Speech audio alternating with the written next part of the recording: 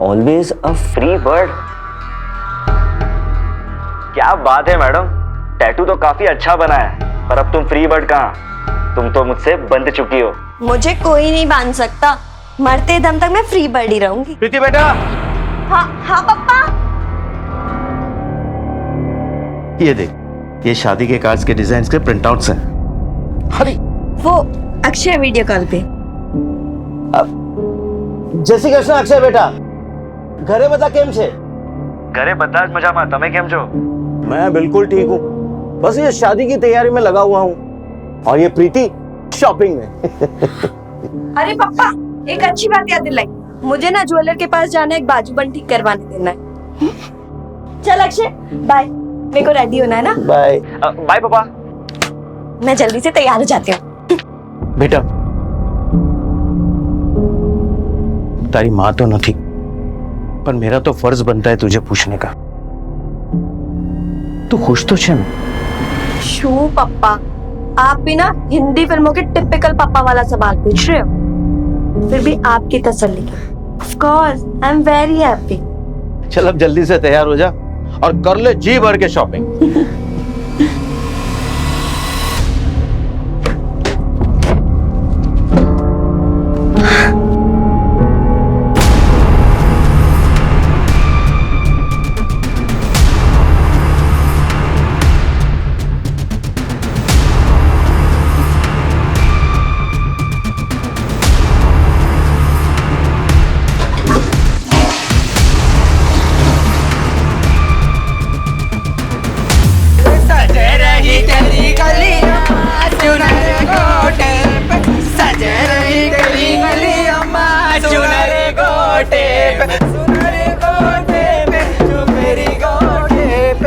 अरे लल्ला की गाल देखो, मलाई है मलाई, लल्ला का बाप करे दुगनी कमाई, नोटों वाला बंडल निकाल, जुग जुग जिए तेरा लाल, नोटों वाला बंडल निकाल, जुग जुग जिए तेरा लाल।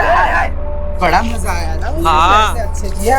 हाँ बड़ा खूबसूरत। ए लक्ष्मी, ये ले, सब मैं बांट दियो। हाँ मैं अपना ले चुकी हूँ, अभी चलती है मैं। ए पद्मा, संभल के जाना। हाँ जमाना बड़ा खराब है। चलो रे चलो।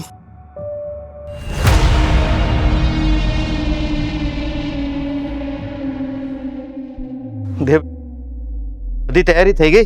पप्पा सामान तो सारा आ गया, कुछ यहाँ रखा है, बाकी बाहर टेम्पो से उतर रहा है। अपन छुटपुट चीजों का खर्चा ही 22 लाख हो चुका है। बेटा, लगन में तो खर्चो થાય જ, ठीक छे? क्यों ठीक छे पापा, इनमें से कोई भी सामान प्रीति अपने साथ ऑस्ट्रेलिया लेकर नहीं जाने वाली, फिर हम क्यों इतना खर्चा कर रहे हैं?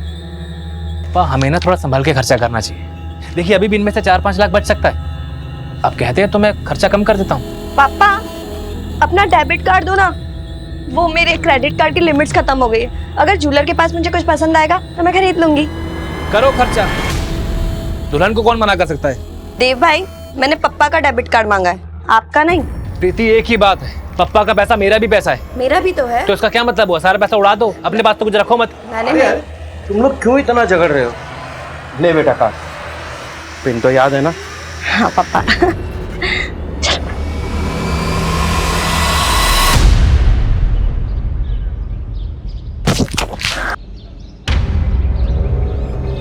अभी तुझे कितनी बार समझाया है, पानी मत फेंका कर।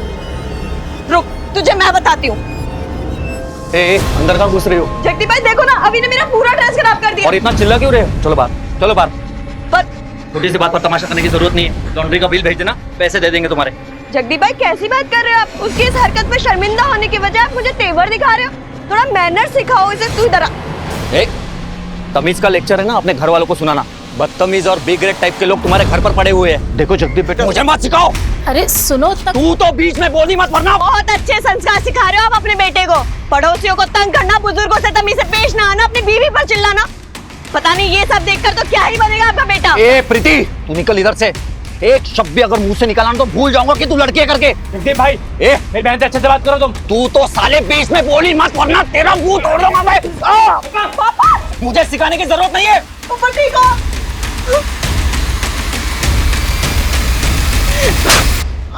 बहुत हो गई तुम लोगों की मनमानी।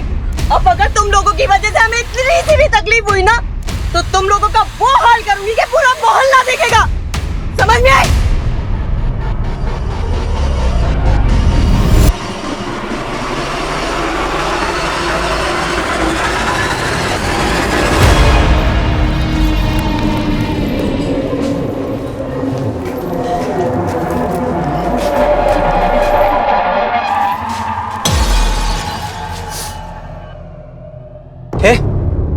हाथ नहीं लगाने का मेरे को। तो लात लगाऊं?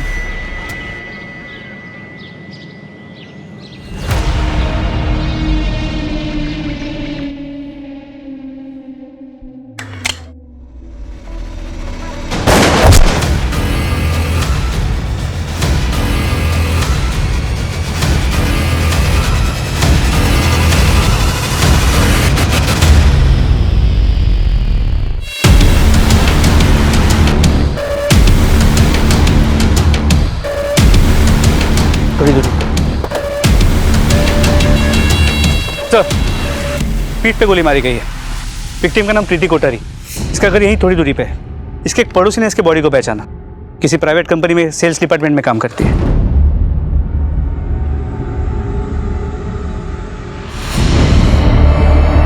किसी ने गोली चलाने वाले को देखा?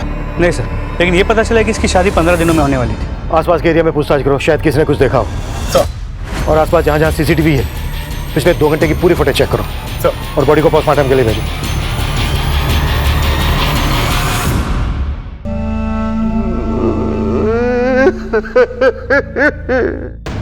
शेष जी, संभालिए अपने आप को। किसी के साथ कोई झगड़ा, दुश्मनी आप लोगों की या प्रीति की? जी सर, जब प्रीति यहाँ से ज्वेलरी शॉप जाने के लिए निकल रही थी, जगदीप से उसका झगड़ा हुआ था। बहुत हो गई तुम लोगों की मनमानी।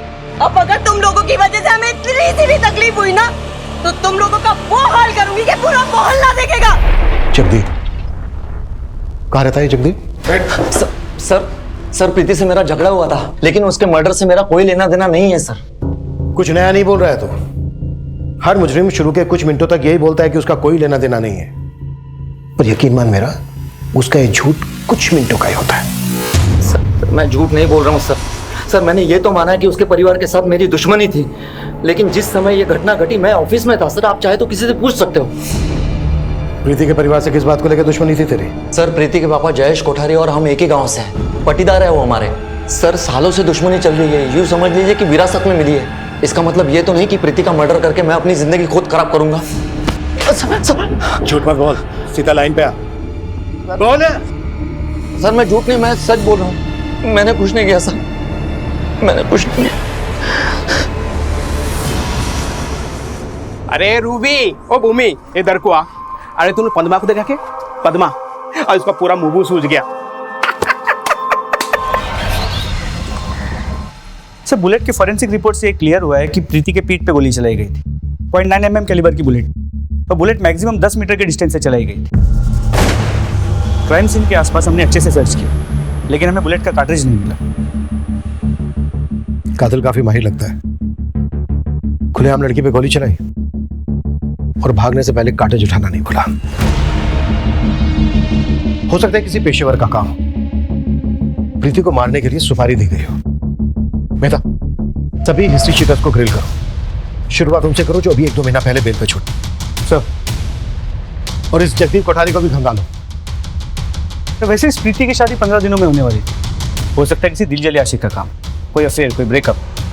बात अगर अफेयर और ब्रेकअप की है तो प्रीति के फादर और भाई से ज्यादा प्रीति के दोस्त जानते होंगे। प्रीति के दोस्तों को भी टटोलो। सर,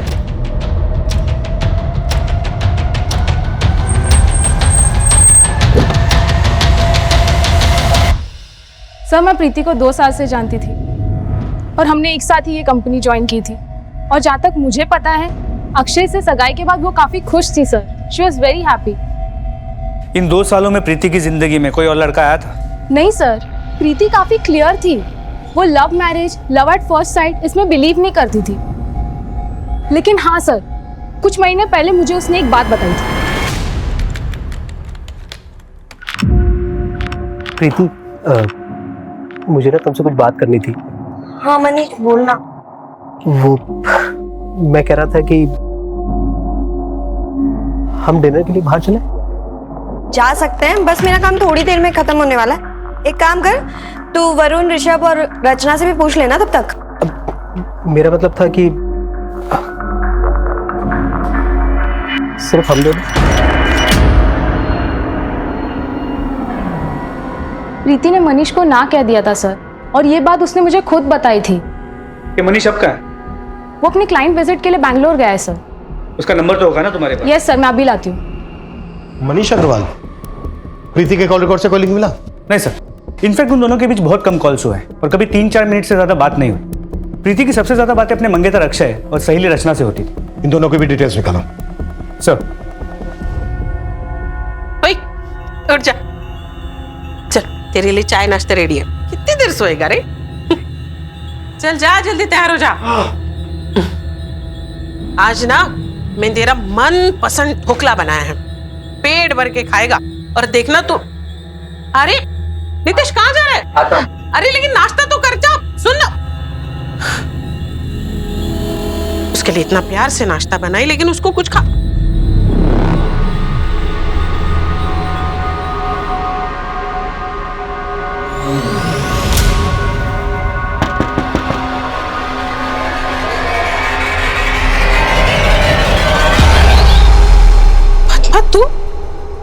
तू यहाँ क्या कर रही है?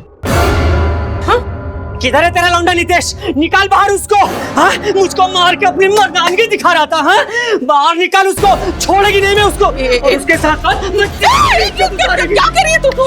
देख पद्मा, ये सब नौटंकी ना यहाँ मत कर। मैं तुझसे बाद में बात करती हूँ ना। जा अभी। नहीं जाएगी मैं। अरे भाई लोगों, इसके बेटे ने मेरा पैसा लूटा।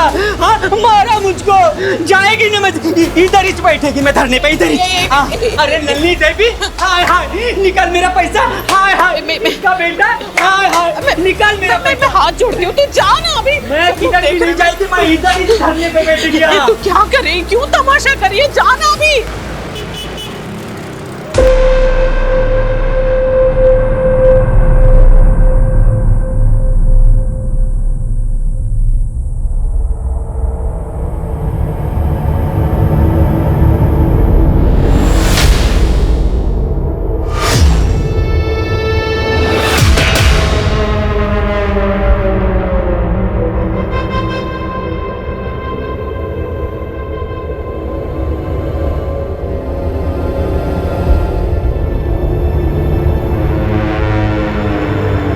हाँ हेलो।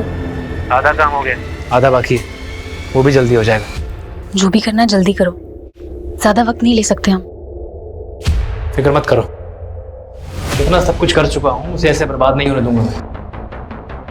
अब हमारे रास्ते में कोई भी नहीं आ सकता है, कोई भी नहीं।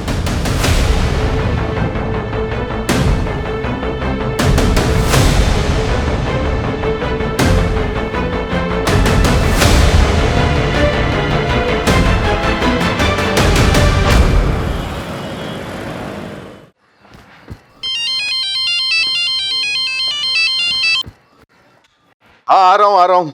पैसे मिल गए ना? हाँ, 1,20,000 मिल गए।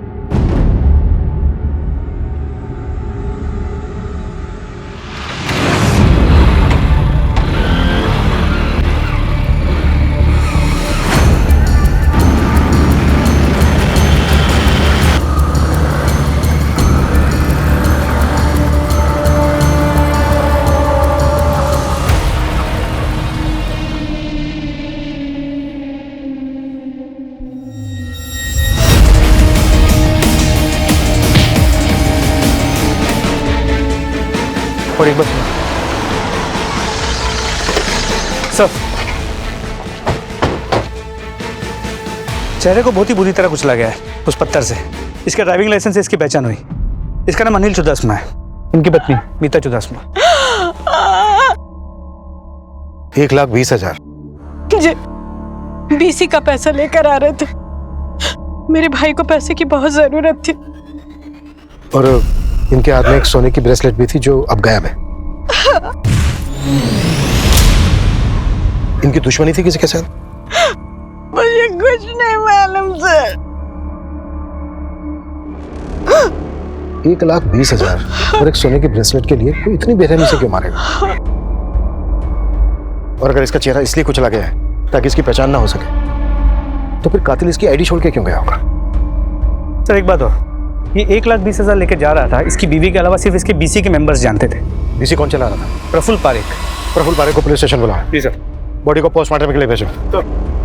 प्रीति कोठारी केस की क्या रिपोर्ट है? सर पिछले 2 महीनों में जितने भी हिस्ट्री शीटर्स बेल पे बाहर निकले उन्हें हमने कंगाला, लेकिन भनक तक नहीं लगी कि ये कांड किसने किया है। हो सकता है कातिल गुजरात के बाहर से बुलाया गया है। मेहता, प्रीति के केस की डिटेल्स महाराष्ट्र और राजस्थान पुलिस के साथ शेयर करो। अनिल की पोस्टमार्टम रिपोर्ट मुझे जल्द से जल्द चाहिए। सर ये रहे बीसी के सारे मेंबर्स के नाम और नंबर्स। अनिल की इनमें से किसी के साथ कोई दुश्मनी? दुश्मनी का तो पता नहीं, पर अनिल भाई की सोच एकदम अलग थी। मेरा मानना यह है कि व्यापार हमेशा प्यार से होना चाहिए। पर अनिल भाई साहब, अभी आपने कहा कि अनिल की सोच बिल्कुल अलग थी। ये अलग से क्या मतलब है आपका? एक्सप्लेन करेंगे? क्या बताऊं साहब, ऐसे मरने वाले की बुराई तो करनी नहीं चाहिए।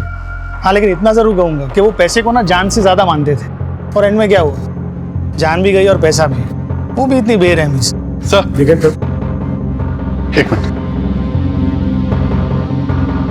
सर, मर्डर वाले दिन 13 सितंबर को ज्वेलरी शॉप से लेकर प्रीति के घर तक के सारे सीसीटीवी फुटेज स्कैन किए सर। उसमें एक जगह मनीष प्रीति के साथ कैप्चर हुआ है।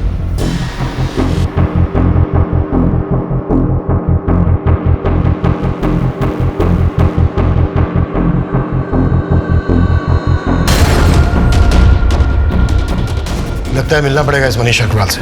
हाँ सर, मैं प्रीति से मिला था और मैंने उसे बोला था कि क्या वो मेरे साथ कॉफी पीने चलेगी। काश उस दिन उसने मेरी बात मान ली होती तो आज वो जिंदा होती। अगर उस दिन उसने तुम्हारी बात मान ली होती, तुम्हारा प्रपोजल एक्सेप्ट कर लिया होता, तो आज वो जिंदा होती। राइट? सर, हम लोग मिलेनियल्स हैं, प्रपोजल रिजेक्ट होने की बात को ईगो इशू नहीं बनाते हैं। सर, प्रीति मेरी दोस्त थी, बहुत अच्छी दोस्त। हाँ, मैंने उसे प्रपोज किया था, लेकिन सर उसने मुझे बहुत अच्छी तरह समझाया था कि वो मुझे मना क्यों कर रही है। देख मनीष, मैं ना तेरी फीलिंग्स की कदर करती हूँ, पर मैं ये लव मैरिज, प्यार व्यार, सोलमेट्स, इन सब में बिल्कुल बिलीव नहीं करती। मैं तुझे पसंद जरूर करती हूँ, पर as a friend, nothing else. और शादी तो मैं अपनी फैमिली की मर्जी से ही करना चाहती हूँ। और सर, जब प्रीति की सगाई अक्षय के साथ हुई थी तब भी मैं बहुत खुश था, मैं दिल से खुश था सर। मुझे इस बात का जरा भी दुख नहीं था कि उसने मुझे छोड़कर अक्षय को चुना है। मैं तब पता नहीं क्यों मुझे ऐसा लग रहा है कि इस केस में हम कुछ मिस कर रहे हैं। इस केस की नस हमारे हाथ नहीं आ रही है। आई एम श्योर कोई तो ऐसी कड़ी है जो हमसे छूट रही है। जितेश, अंदर आजा, कोई ऐसी हालत में देख लेगा ना और 4 बातें करेगा। क्या है ये? कहाँ था तू? हाँ, संभाल बेटा, संभाल, ठीक है? हाँ, आई नहीं, पूरी रात गायब रहता है ये लड़का। मैं परेशान हो चुकी हूँ इस लड़के से। मैं समझ में नहीं आता मैं क्या करूँ, कैसे करूँ। तो ठीक है? हाँ, ये ले पानी पी, ये ले। हाँ, अरे पी ना। ठीक है? हाँ, कहाँ था तू? हाँ, कहाँ था पूरी रात? कहाँ था तू? मैं तुझसे कुछ पूछ रही हूँ। दिन भर नशा करते हैं, सारे गुस्से में सबसे लड़ते रहते हैं। मैं क्या करूँ? मैं कैसे संभालूं तुझे? मैं थक गई।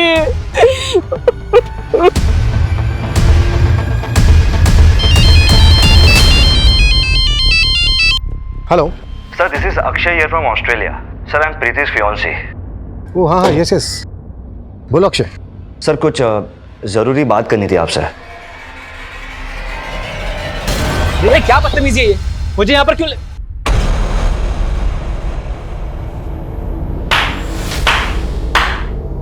क्या बात है इंस्पेक्टर साहब, आप लोग कातिल को ढूंढ नहीं पा रहे तो आपने मुझे ही मेरी बहन के कत्ल में फंसाने का प्लान बना लिया है। प्लान हमने नहीं, तुमने बनाया था, ताकि तुम्हें हाईवे वाली 5 करोड़ की जमीन गंवानी ना पड़े। हाँ सर, ये बात सच। मुझे वो जमीन चाहिए थी, लेकिन मेरे पापा वो जमीन मेरी बहन प्रीति और उसके होने वाले पति को देना चाहते हैं। बस। पर अब तो नहीं कर पाएंगे ना। कुछ भी कहो, तुम्हें 5 करोड़ का फायदा हुआ है ना। इंस्पेक्टर साहब, अपनी हद में रहिए आप। आप किसी चोर चक्के से बात नहीं कर रहे, एक शरीफ इज्जतदार आदमी से बात कर रहे हैं आप। एक भाई से बात कर रहे हैं जिसने अपनी बहन खोई है। और आप लोग उसके कातिल को ढूंढने में नाकामयाब साबित हुए। केस को उलझाने से अच्छा आप ये मान लीजिए ना कि आपकी पुलिस किसी काम की नहीं है, ताकि मैं खुद अपनी मेहनत से अपनी बहन के कातिल को ढूंढ के निकालूं और अपने हिसाब से सजा दूं उसको। अभी आपका हो गया तो क्या मैं जा सकता हूं प्लीज?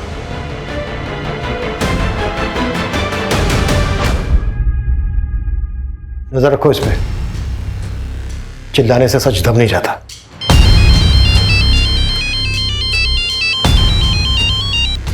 हाँ डॉक्टर साहब, ठीक है हमारे।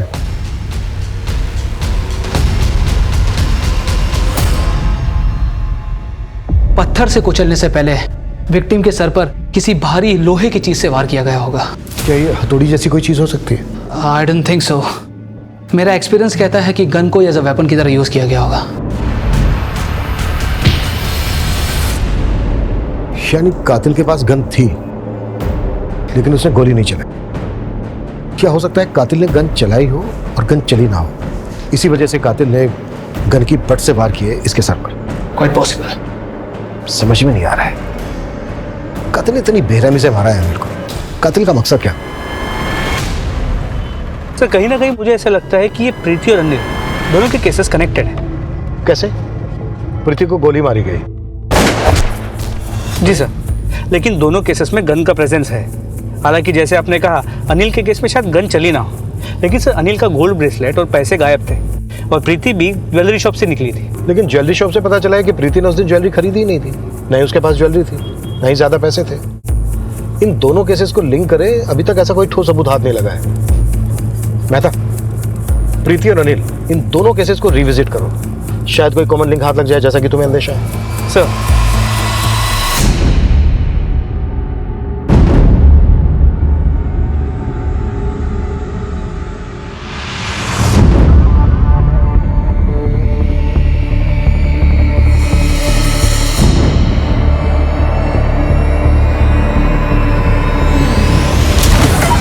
सर प्रीति और अनिल के मर्डर केसेस के बीच का कॉमन लिंक मिल गया। जगदीप कोठारी। जगदीप कोठारी, कनेक्शन तेरा बड़ा स्ट्रॉन्ग है। तू और अनिल एक ही बीसी में पैसे भरते, प्रीति के परिवार के साथ तेरी पाटीदारी वाली दुश्मनी है और दोनों का मर्डर हो जाता है। सर ये इत्तेफाक है सर। इत्तेफाक? प्रीति के परिवार के साथ तेरी पुरानी दुश्मनी थी। जिस दिन प्रीति के साथ तेरा झगड़ा होता है, इत्तेफाक से उसी दिन प्रीति का मर्डर हो जाता है। जिस बीसी में अनिल पैसे भरता है, इत्तेफाक से तू भी उसी बीसी में पैसे भरता है। जिस दिन अनिल बीसी के पैसे उठाता है, इत्तेफाक से तू भी वहीं मौजूद होता है। तुझे पैसे उठाने का मौका नहीं मिलता, गुस्सा आता है तुझे, और जिस समय अनिल बीसी के पैसे लेकर जा रहा होता है, इत्तेफाक से अनिल का मर्डर हो जाता है। सर ये सच में इत्तेफाक है सर। हाँ, लेकिन सर जिस दिन अनिल ने बीसी के पैसे उठाए उस दिन प्रफुल्ल की और अनिल की बहस हुई थी, ना कि मेरी। कैसी बहस? हमारे भी से लॉस। अपना 30,000 लॉस से। मेरा 50,000, ठीक है? 80,000। मेरा धंधे में लॉस जा रहा है अनिल भाई, मुझे जरूरत है, प्लीज। जरूरत सबकी होती है प्रफुल्ल। अनिल भाई प्लीज आप। अरे प्रफुल्ल, धंधे में जाया दिखाऊंगा तो मुनाफा कैसे कमाऊंगा? सारे जवाब पहले से सोच के आया था ना। सर अगर आपको मेरे बात का यकीन नहीं हो रहा तो आप हमारे बीसी होल्डर से कंफर्म कर सकते हैं। वो तो करेंगे।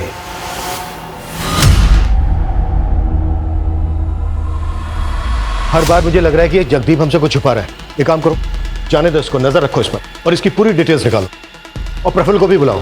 एक तो उसने आधी बात बताई है और आधी बात की भी पूरी सच्चाई नहीं बताई। सर। प्रफुल्ल जी, हाँ?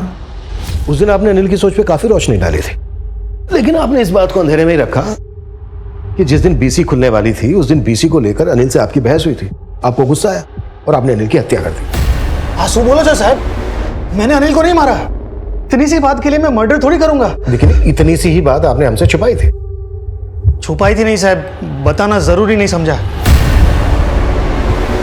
आखिरी मौका दे रहा हूं तुझे, जो बात तूने हमसे बतानी जरूरी नहीं समझी, अब बता दे। साहब सच बोल रहा हूं, मैंने कुछ नहीं छुपाया, माता जी ना सम। इस लड़की को पहचानता है? नहीं साहब, कौन सी झोकरी? उन दोनों केसेस के फाइल मेरे टेबल पर रखो। हाँ सोनू बोल। अब एक गर्मा गर्म खबर है। हाँ तो ठंडी होने से पहले जल्दी बता। आप जगदीप की बहन एकता 1 साल पहले गांव से यहाँ आई थी। हाँ तो उस वक्त जगदीप ने प्रीति के भाई देव की खूब पिटाई की और आनंद फानंद में एकता की शादी कहीं और कर दी थी साहब। मैंने देव को पीटा था क्योंकि उसने मेरे बहन के साथ एकता के पेट में देव का बच्चा पल रहा था सर। दोनों ने किसी को बिना बोले अबॉर्शन करवा लिया। भैया भैया भैया छोड़िए, भैया क्या कर रहे हैं, छोड़िए उसको। मेरी बहन जगदीप, अरे क्यों मार रहे हो इसे? इसने मेरी बहन के साथ। मैंने फौरन एकता को गांव भेज दिया और 1 महीने के बाद उसकी अहमदाबाद में शादी करवा दी। लेकिन बदले की आग तेरे सीने में धधकती रही। सर मुझे भी ऐसा लगता है कि ये सब जगदीप ने ही किया है। उसके पास कई कारण थे प्रीति को जान से मारने के। ठीक उसी तरह जिस तरह तुम्हारे पास कारण थे। एकता के साथ अब भी टच में हो ना? हमने सब पता कर लिया है। जो भी करना जल्दी करो, ज्यादा वक्त नहीं ले सकते हम। पुलिस प्रीति कोठारी और अनिल चुरासमा की हत्या के बीच में लिंक ढूंढ रही थी और दोनों ही मर्डर्स के तार कहीं ना कहीं जगदीप से जुड़ रहे थे। लेकिन इन कमजोर कड़ियों के बल पर किसी भी नतीजे पर पहुंच पाना यह पुलिस के लिए संभव नहीं था। क्या वाकई में इन दोनों वारदातों में कोई कनेक्शन था? लेकिन इससे पहले कि पुलिस अपनी इन्वेस्टिगेशन को कोई दिशा दे पाती, एक और जिंदगी पर मौत अपनी दस्तक दे चुकी थी।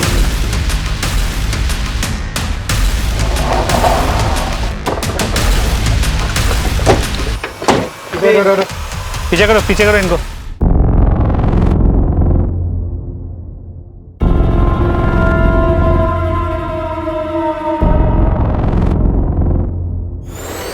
सर मर्डर का पैटर्न सेम है। पीठ पे गोली चलाई गई तो कार्ट्रिज भी मिसिंग है। हमने गोली की आवाज सुनी तो भागते हुए आए तो देखा श्रीधर भाई यहाँ पड़े हुए थे। तुम कैसे पहचानते हो इसे? सर वो क्या है ना सर जी, कुछ कमरे हैं इनके हमारे बस्ती में, अक्सर आया करते हैं भाड़ा लेने के लिए। आज भी आए थे। हाँ, और फिर भाड़ा लेके चले गए। अच्छा, जब तुम लोगों ने गोली चलने की आवाज सुनी, भाग के यहाँ आए, तो किसी को देखा था यहाँ पे? हाँ साहब, एक औरत को भागते हुए देखा था। कौन थी वो? सर लाल साड़ी पहनी हुई थी पर ठीक से चेहरा नहीं देख पाया।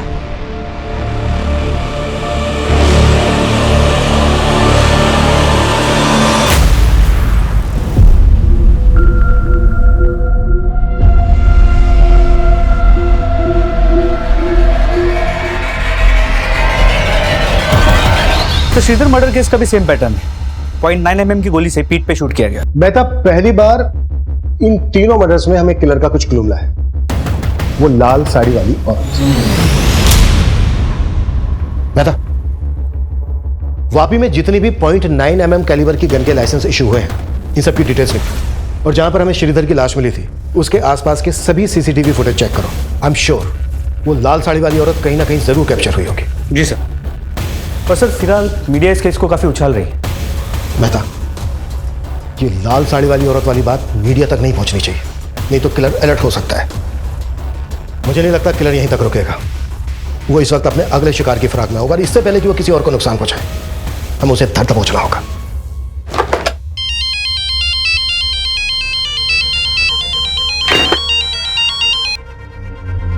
एकता, तुम्हें कितनी बार समझाया कि मुझे इतना फ्रिक्वेंटली कॉल मत किया करो। पुलिस को अभी भी शक है मुझ पर। जल्दी ये सब सॉर्ट करो, मैं ज्यादा दिन रुक नहीं पाऊंगी। एकता, सब सॉर्ट आउट हो चुका है, बस कुछ दिन और। सुनो, दोबारा फोन मत करना मुझे। जब काम हो जाएगा तो I will call you. Okay sir Vapi में 9 mm कैलिबर के गन के टोटल 45 लाइसेंसेस सिविलियंस को इशू किए गए। सभी से बात हुई। एक के अलावा बाकी सभी के गन सेफ है। और ये गन किसके नाम पर है? किसी रमानंद नायक की। 5 महीने पहले इसका गन चोरी हो गया था। चित्रानगर पुलिस स्टेशन में इसने कंप्लेंट भी लिखवाई है। गुड।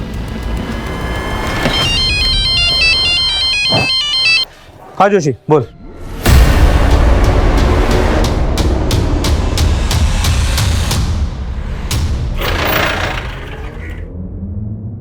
सर क्या हाथ लगा?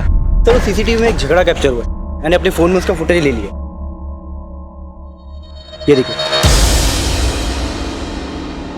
सर, ये जगह क्राइम सीन से 15 मिनट की दूरी पर है। उस लाल साड़ी वाली औरत का झगड़ा इस चाय वाले के साथ हुआ था। कौन थी वो औरत?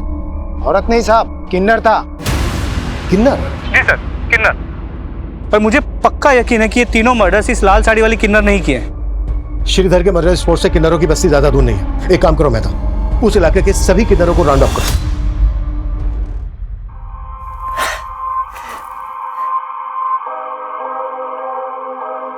मेरे जन्मदिन का इससे अच्छा तोहफा और कोई हो ही नहीं सकता। तेरी दी हुई लाल साड़ी और तू दोनों मेरे पास है। आज मैं तुझे अपने हाथ से खाना खिलाएगी। देख, मैं तेरे लिए पूरी बनाई, सब्जी बनाई, खीर बनाएगी और तुझे मैं अपने हाथों से खिलाएगी। ले ले मुंह खोल, मुंह खोल ना।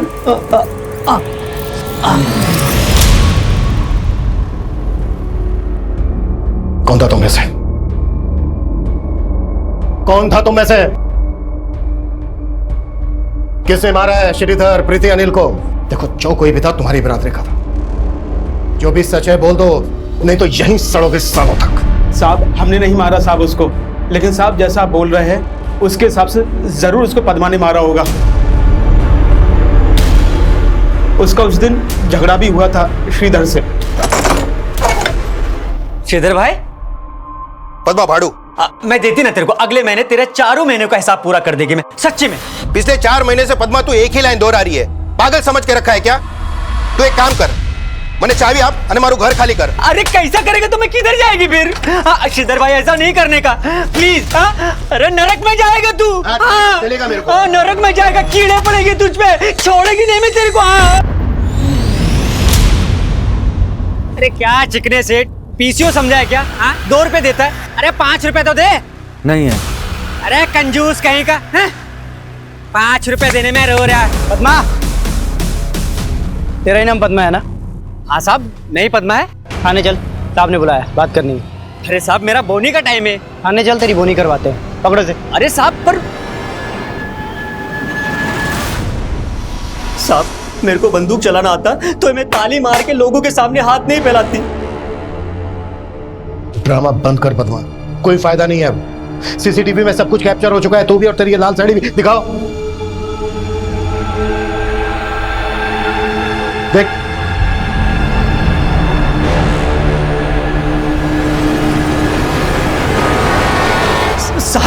साहब, ये मैं नहीं है। मैं कहीं तो कोई किन्नर हो ही नहीं सकती, दावे से कहती है मैं। मतलब? साहब, हम लोग का एक तरीका होता है साड़ी पहनने का, श्रृंगार करने का, तैयार होने का। इसको देखो ना साहब, कैसे लुंगी के माफिक साड़ी पहना है। ये साहब कोई हमारी बिरादरी को बदनाम करने की कोशिश कर रहा है, कोई किन्नर बनने की कोशिश कर रहा है।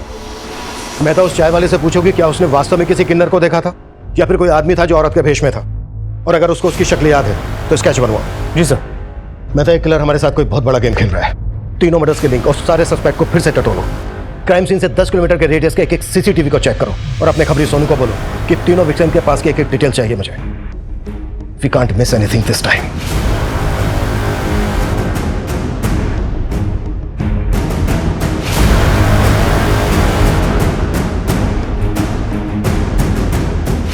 सोनू, इन तीनों विक्टिम्स के सारे राज खोद के निकाल, अपने सारे आदमी काम पे लगा दे। अपने पास टाइम कम है और काम ज्यादा। शक्ल याद है उसकी? थोड़ी बहुत याद है साहब। स्केच बना सकेगा? कोशिश कर सकता हूँ।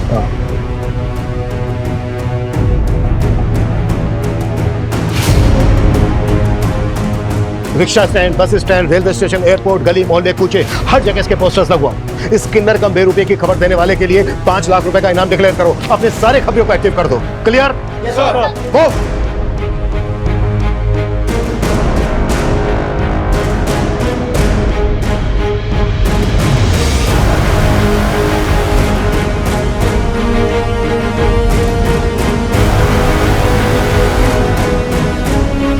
सीरियल किलर किन्नर के बाद अब पुलिस उस बहरूपिये की तलाश में जुट चुकी थी जिसने पिछले 3 महीनों से पुलिस की नाक में दम कर दिया था। बहरूपिये की थ्योरी को एक शक्ल तो मिल गई थी, लेकिन पुलिस के लिए अब भी यह केस तलवार की धार पर चलने के बराबर था। जैन सर, सर हमारे 4000 पुलिस वाले दिन रात इस केस पे लगे हुए हैं। हमारे सारे खबरी भी लगे हुए हैं। सर इस केस को लेकर बहुत जल्द कोई बड़ी लीड हमारे हाथ लगी। यस सर, मैं आपको अपडेट देता रहूंगा। सर देखिए, मैं आपकी सिचुएशन समझ सकता हूँ। प्लीज सर, मुझे 1 हफ्ते का टाइम और दीजिए।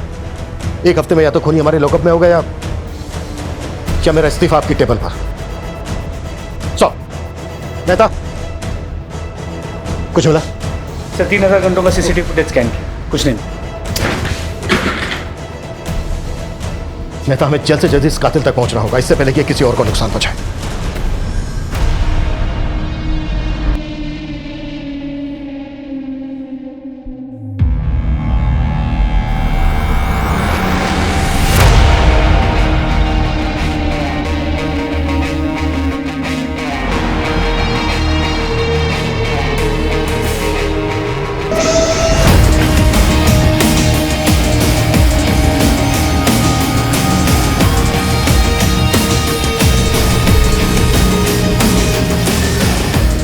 आज रात तू मिलने को आ रहा है ना? चल माल निकाल।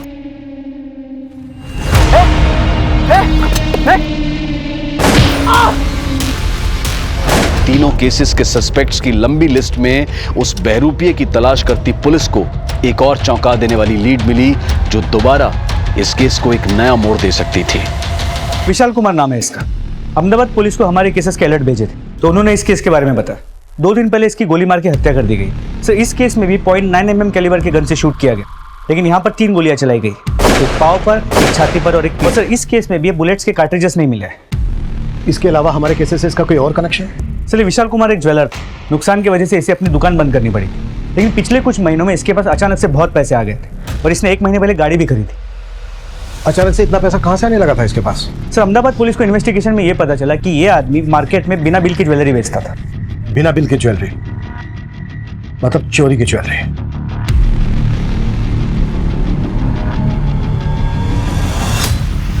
प्रीति भी ज्वेलरी शॉप से आ रही थी। अनिल के हाथ से ब्रेसलेट, श्रीधर के गले से चैन भी मिसिंग। कहीं ऐसा तो नहीं है कि ये विशाल इस सीरियल किलर का पार्टनर इन क्राइम था? तो स्ट्रॉन्ग पॉसिबिलिटी, पर यह भी हो सकता है कि उन दोनों के बीच पैसों को लेकर ही झगड़ा हो गया और सीरियल किलर ने विशाल को मार दिया। सर अहमदाबाद से ये पैकेट आया है, वहाँ की पुलिस को ये रुमाल क्राइम स्पॉट पे मिला था।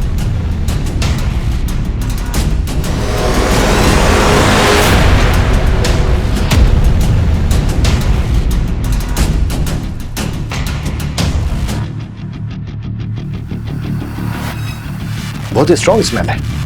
तो ये खुशबू यूकलिप्टस के इत्र की हो सकता है। हर बड़ी में कातिल से रुमाल वहीं गिर गया हो। सर अहमदाबाद पुलिस ने अहमदाबाद की इत्र मार्केट में हर जगह पूछताछ की है कि ये इत्र कहाँ से और किसने खरीदा था, लेकिन सर उनके हाथ कोई लीड नहीं लगा है। अहमदाबाद में सिर्फ 1 मर्डर हुआ है, बाकी के 3 मर्डर यहाँ वापी में हुए। हो सकता है ये इत्र वापी से खरीदा गया हो।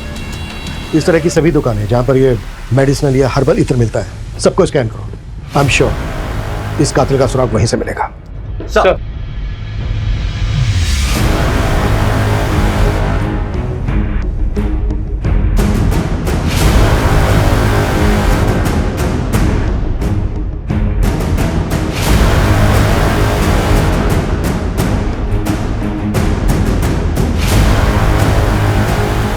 सर उस रुमाल पे जो इत्र लगा हुआ था वो किस दुकान से खरीदा गया ये पता चल गया है, और किसने खरीदा ये भी पता चल गया है।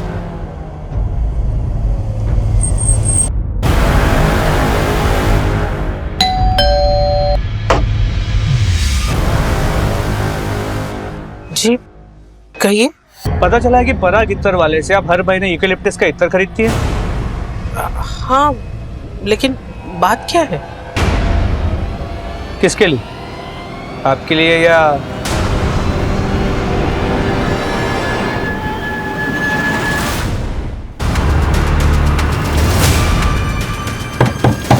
अरे काय को दरवाजा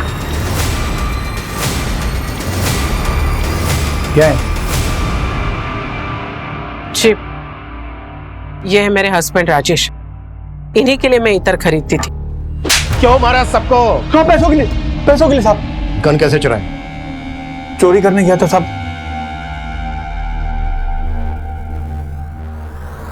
गहनों के साथ गन भी मिल गई तो ले आया था।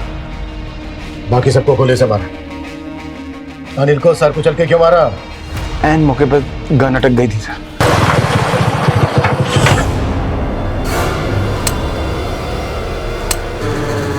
गन के बट से उसके सर पे वार करके उसको घायल कर दिया। लोगों को लूटने के लिए, उनका मर्डर करने के लिए। किन्नर बनने की वजह? ये आइडिया मुझे श्रीधर के वक्त आया। श्रीधर को मारने का इरादा नहीं था मेरा, लेकिन पद्मा मेरे को बोली कि भाड़े के वास्ते श्रीधर ने उसको घर से बाहर निकाल दिया था। अरे कैसा करेगी तो मैं किधर जाएगी फिर? श्रीधर भाई ऐसा नहीं करने का। पद्मा के साथ क्या कनेक्शन है तेरा? प्यार करता है उससे? मैं नहीं, वो मुझे करती। मैं तेरे लिए पूरी बनाई, सब्जी बनाई, खीर बनाई और तुझे मैं अपने हाथों से खिलाएगी। ले ले मुंह खोल, मुंह खोल। मुझे तो बस अपनी किस्मत से प्यार है। पद्मा मेरे लिए लकी। जब से उससे जान पहचान हुई तब से आज तक कभी भी किसी भी चोरी में मैं पकड़ा नहीं गया। अब देखिए ना, 3 मर्डर होने तक हम लोग भी मुझे कहां पकड़ पाए। अनिल के पास बीसी के पैसे थे, हाथ में सोने की ब्रेसलेट थी। श्रीधर के पास रेंट के पैसे थे, गले में सोने की चेन थी। अब प्रीति को क्यों मारा? उसके पास तो कुछ नहीं था। उसको मैंने ज्वेलरी की दुकान से निकलते देखा। मैं शिकार की तलाश में था, नई नई गन हाथ लगी थी। सोचा क्यों ना इस्तेमाल करूं, इसलिए मैंने गोली चला दी थी।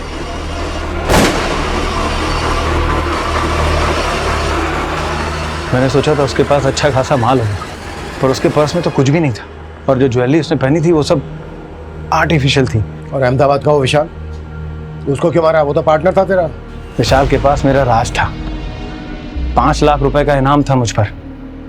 और विशाल को इस बात की भनक पड़ गई थी कि सारे खून मैं ही कर रहा हूँ और उसे ज्वेलरी बेच रहा हूँ। वो मुझे ब्लैकमेल करने लगा था। मेरी भी हट गई साहब, मौका देखने लगा मैं। और जैसे ही मुझे मौका मिला, डील का लालच देके उसको बुलाया और साले को मार दिया।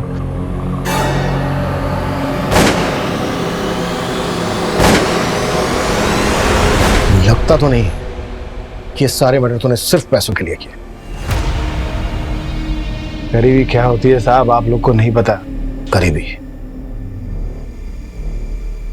11 साल का था मैं जब बाप मर गया था मेरा। अपने से छोटे 3 भाई बहनों को पाला है मैंने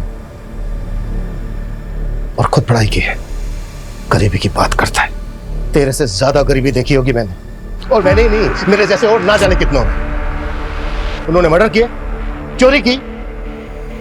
मर्डर करने के बाद काटेज उठा के ले जाता था। कहां से आया है आइडिया तुझे? क्राइम शो देखकर।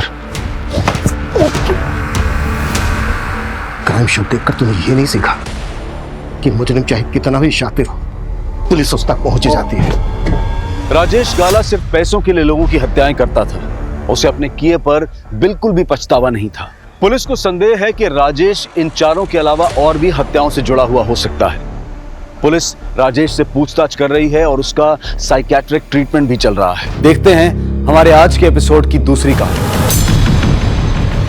भागो भागो तुम लोग यहाँ से, जल्दी यहाँ से, जल्दी भागो भागो यहाँ से, जाओ यहाँ से, जल्दी जाओ यहाँ से, जल्दी जाओ। भागो भागो तुम लोग यहाँ से, जल्दी यहाँ से, जल्दी भागो भागो यहाँ से, जाओ यहाँ से, जल्दी जाओ यहाँ से, जल्दी जाओ।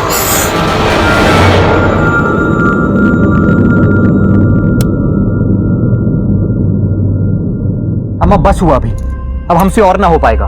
तुम जबरन सारी जिम्मेदारी हमारे ऊपर डाल दी हो। कभी हमारे बारे में भी तो सोचो। अभी पढ़ाई तक पूरी नहीं कर पाए, 27 के हो गए लेकिन शादी के बारे में सोच तक नहीं सकते। बस पैसा छापने की मशीन बन के रह गए। अम्मा मनीष बच्चा नहीं रहा अभी, उसकी उम्र में हम सारे घर का जिम्मेदारी उठा लिए थे। अब हमसे उस निकम्मे की जिम्मेदारी नहीं उठाई जाती। पंकज बेटा, हम तुम्हारा तकलीफ समझ रहे हैं, पर तुम भी पुरानी बातों को भूलने का कोशिश करो बेटा। और हम कहाँ तुमको शादी के लिए मना कर रहे हैं, तुम्हारे अलावा उसका कौन है? अम्मा ये सब ज्ञान तुम उस निकम्मे को काहे नहीं देती, हमें समझाती रहती है। अम्मा बस फोन रखिए अभी, हम बाद में फोन करते हैं आपको।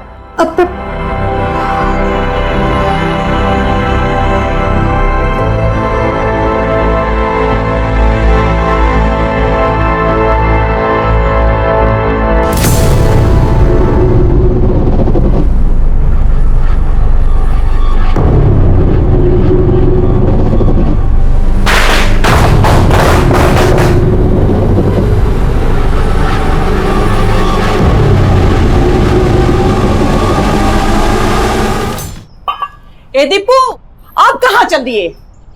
चुपचाप ट्यूशन निकलो, नहीं तो हम तुमको लतिया देंगे। अंकिता को देखो, घंटों पहले ट्यूशन चली जाती है। एक तुम हो लाट साहब बने फिर रहे हो। हाँ तो अंकिता जाए तो जाए, हम नहीं जाएंगे चिरकुट के पास। पढ़ाता कम, बकैती ज्यादा झाड़ता है। ई देखो, नालायक का बस्ता भारी। तुम्हारे पापा बोल रहे थे कि अगर दीपू ट्यूशन नहीं जाएगा ना तो हमको फोन करके बोलना।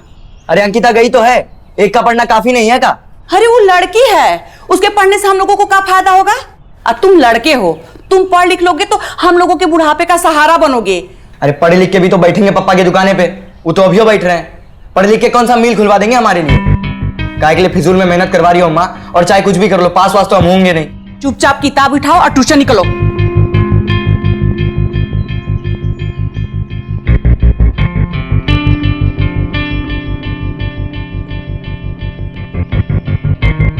किशोर, किताब का देख रहे हो? ट्यूशन जाओ ना, लेट हो रहा है। कहाँ लेट हो रहा है? 4:30 ही तो बजे, निकल ही रहे थे।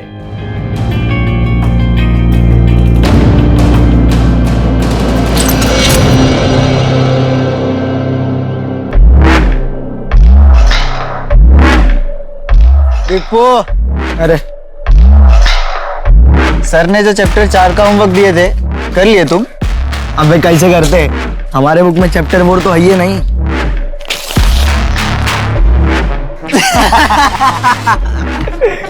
Perpendicular square plus base square.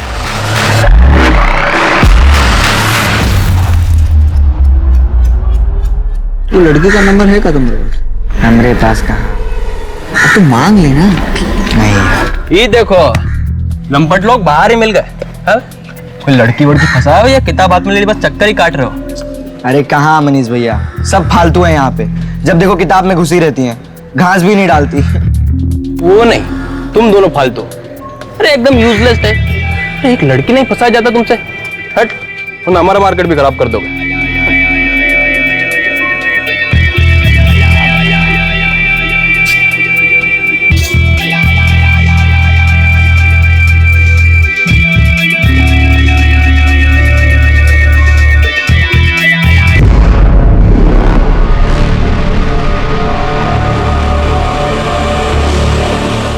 तुम यहाँ क्या कर रहे हो बे?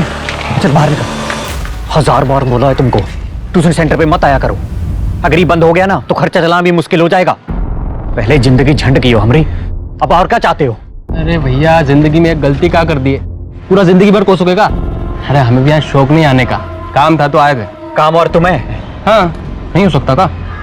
2000 रुपये चाहिए, दे दो। इसको काम नहीं डिमांड कहते हैं। स्कूल जाते तो पता होता तुमको। फिर वही पढ़ाई वढ़ाई का रोना मत रो, पैसे दो और जाने दो, वरना यहीं बच्चों के सामने धरना दे देंगे।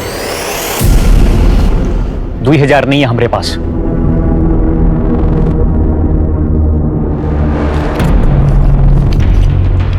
सो बस। कैसा भाई हो यार तुम? और तुमको भाई के नाम में शर्म आता है? इतना पढ़ लिख के भिखारी तुम। चुप करके निकलो यहाँ से। अभी कॉम्प्रोमाइज कर रहे हैं, अगली बार नहीं करेंगे। सुना नहीं?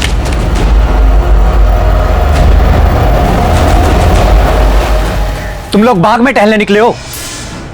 हाँ, क्लास में नहीं आओगे। आज बताते हैं तुमको आतिशबाजी किसको कहते हैं। अगर रॉकेट बना के नहीं उड़ाया ना तो कहना। सर, रॉकेट बनाने से पहले जरा सोच लीजिएगा, कहीं रॉकेट के साथ साथ घर का खर्चा भी ना उड़ जाए।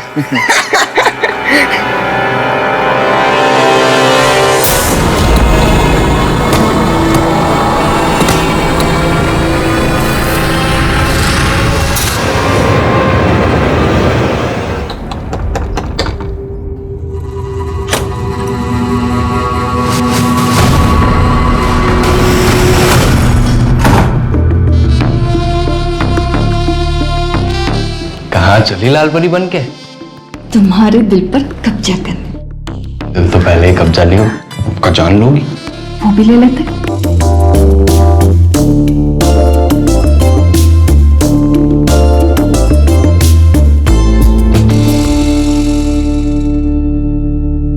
दीपू, किशोर, तुम दोनों को जो चैप्टर 4 का होमवर्क दिए थे वो निकालो। कैसे निकाले सर, जब किए ही नहीं है? काहे नहीं किए? हम किताब खोलकर देखे तो चैप्टर पर फटा हुआ था हमारी किताब में। अच्छा, और तुम? सर, हम किए थे, पर हमारी अम्मा है ना, हमारी अम्मा ने हमारे नोटबुक से होमवर्क फाड़कर उसमें रोटी बांधकर पापा को दे दी। अब हम क्या करते? ये चुटकुले सुनाना बंद करो और आगे आकर हाथ ऊपर करके खड़े हो जाओ। चलो आ। अब ये तो नाइंसाफी है ना सर। अब होमवर्क आपकी मर्जी का था तो सजा तो हमारी मर्जी की होनी चाहिए। हम एक काम करते हैं, हम क्लास के बाहर चले जाते हैं। Best sir. हे रुको, चुप करके अपनी जगह पर बैठो। बहुत होगी तुम दोनों की बदतमीजी, वरना आज ही तुम्हारे माँ बाप को बता देंगे ये दोनों क्लास में आते नहीं है और आते हैं तो ऊपर से बदतमीजी करते हैं। बोल दो, इसमें आप ही का नुकसान है। आज जेब से कम 700 रुपए तो निकले, अगली बार 7 रुपए भी नहीं निकलेंगे। जीतू, माफी मांगो सर से। गुरु भगवान के समान होता है ना। तुम तो चुप ही रहो, तुम्हारे जैसे हमको भी पढ़ना पड़ता है। हम तो चले, चल किशोर। Bye sir.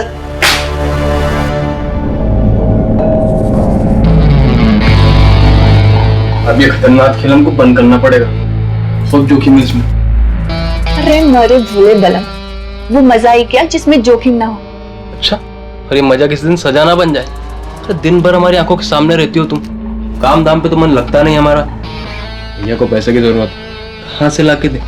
हम तो अपना फोन तक रिचार्ज नहीं करा पाते। कल कितना दिल करा था तुमसे बात करने का, क्या करें। रुको जरा। अरे क्या कर रही हो तुम? हमें नहीं चाहिए। अभी इतना ही है, बाकी जुगाड़ बाद में करती हूँ।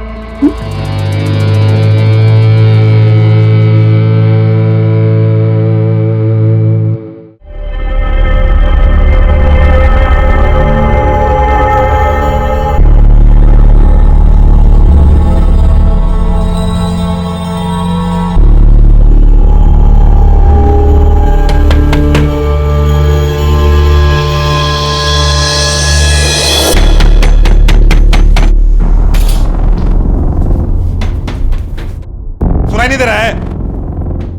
आ रहे क्या मंदिर का घंटा उठा जो बजा जा रहे हो? उड़ के आए दरवाजा खोलने। अरे बात का है, काहे इतने गर्म हो रहे हो तुम? गर्म काहे नहीं हो?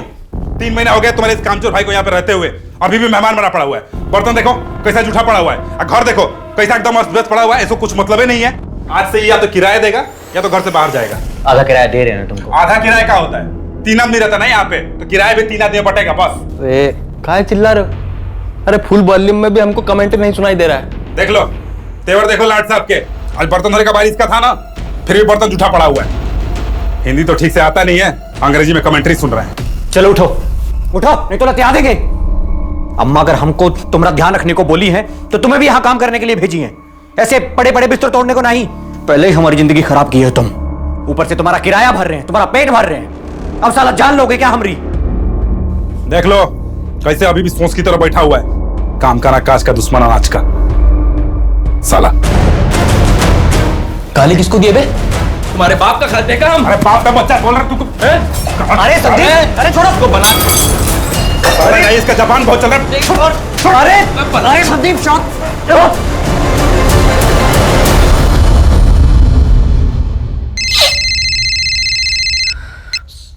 हेलो पंकज बेटा, कैसे हो? खाना खाए? खाना मार खाए हैं तुम्हारे स्लाट साहब के चक्कर में। अम्मा तुम अभी फोन रखो, हम इसको इंसाफ दिलाते हैं। साला कैसा बड़ा भाई हो बे तुम? ये तुम्हारा रूममेट तुम्हारे सामने हमको पीट रहा है और तुम हमारी चुगली कर रहे हो।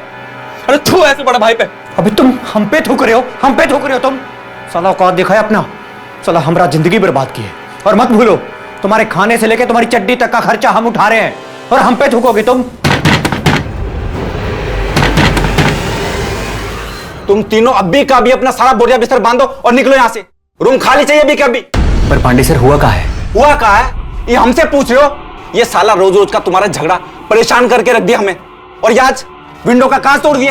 15 मिनट का टाइम दे रहे हो तुम्हें। ए जी सुनते हो? क्या है? सुनो ना जरा।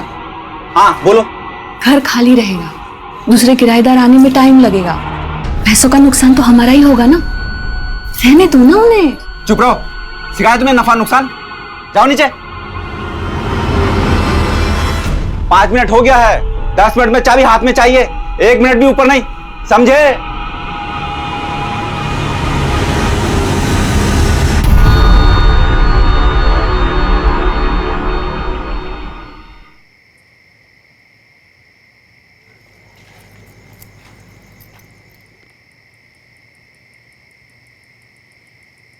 पापा, आप जो सर को घर से निकाले हो, इस बात का बदला वो हमसे ट्यूशन में लेगा। हम जाएंगे नहीं इसके ट्यूशन में पढ़ने। चुप रहो, ज्यादा खोपड़ी मत दौड़ाओ, जाओ अंदर।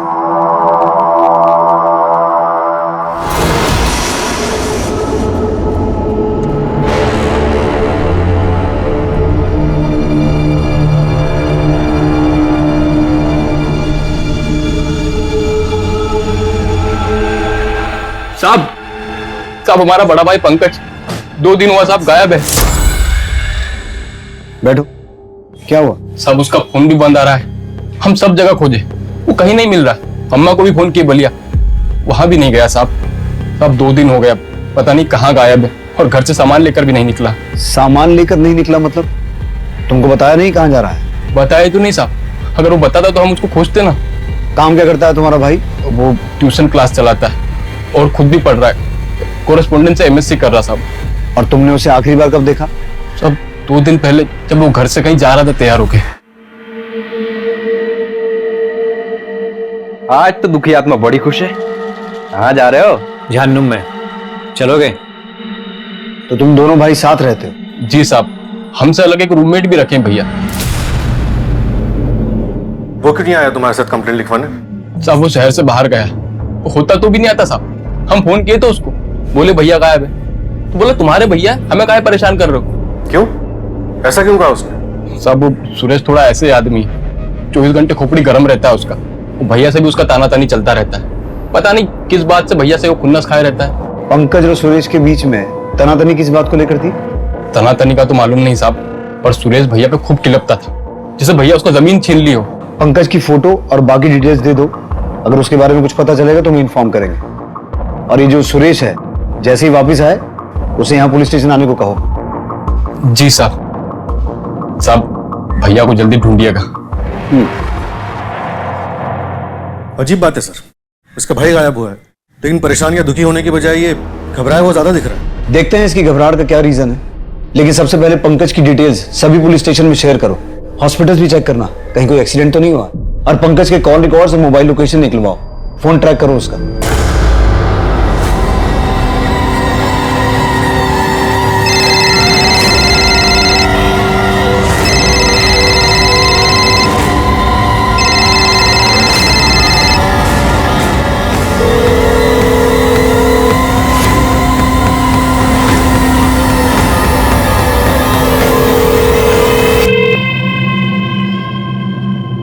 हाँ अम्मा, अरे अम्मा हम गए थे पुलिस स्टेशन। अम्मा जरा 1 मिनट रुकोगी? ये सुरेश का है? फोन क्यों नहीं उठा रहा वो हमारा? पता नहीं कहाँ है। तुमको कुछ पता वता भी रहता है? दिन भर बैठे बैठे ऊँगते रहते हो यहाँ। पंकज मिश्रा एक छोटे शहर का साधारण सा लड़का, मैथ्स की ट्यूशन चलाकर जैसे तैसे अपना गुजारा कर रहा था। यह साधारण सा दिखने वाला लड़का अचानक एक दिन रहस्यमय तरीके से गायब हो जाता है। पुलिस उसकी तलाश में हर जगह, hospital, railway station, bus depot पूछताछ करती है, लेकिन कहीं से पंकज की कोई खबर नहीं मिलती। पुलिस पंकज मिश्रा का फोन ट्रैक कर रही थी, लेकिन गायब होने के बाद से ही उसका फोन स्विच ऑफ आ रहा था। पर 2 दिन बाद पुलिस को एक बड़ी कामयाबी मिली। भैया सुनिएगा, ये फोन बेचने का है और थोड़ा सा जल्दी कर दीजिएगा, हमें निकलना है। सर, पंकज के फोन के बारे में एक इंपॉर्टेंट इन्फॉर्मेशन हाथ लगी। उसका फोन थोड़ी देर पहले स्विच ऑन हुआ था। किसी ट्रक के क्लीनर ने उसे बेचने की कोशिश की थी। उस क्लीनर को पकड़ लिया गया है और उसे यहाँ क्वेश्चनिंग के लिए लाया जा रहा है। चल बोल भाई, क्या मजबूरी थी, क्यों बेच रहा था फोन? साहब वो हमको, क्योंकि वो फोन तेरा नहीं था, पंकज मिश्रा का था, और हम उसके फोन का IMEI नंबर ट्रैक कर रहे थे। अब ये बता, फोन मिला कहां से? सब हम तो माल दे के आ रहे थे साहब, सब हम ट्रक के पीछे सोए हुए थे। हमें पेशाब लगा तो हम उस्ताद को बोले गाड़ी रोकने के लिए। जब हल्के होके निकले तो ये फोन ट्रक के पीछे भरा हुआ था। कहां रोका था ट्रक?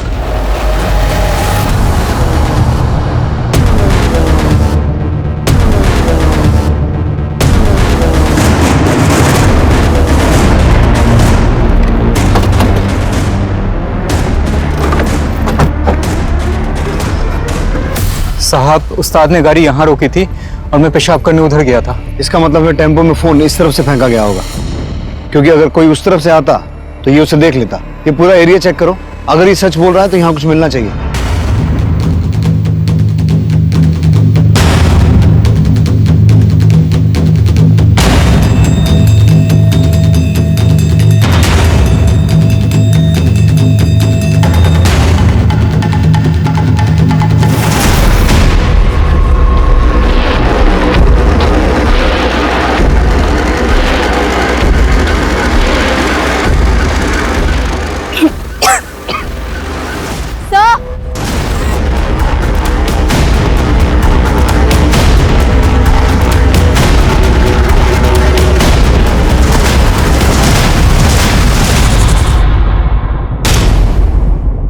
आंखें निकाली गई हैं सर, और बॉडी काफी सड़ चुकी है। पंकज ही लग रहा है।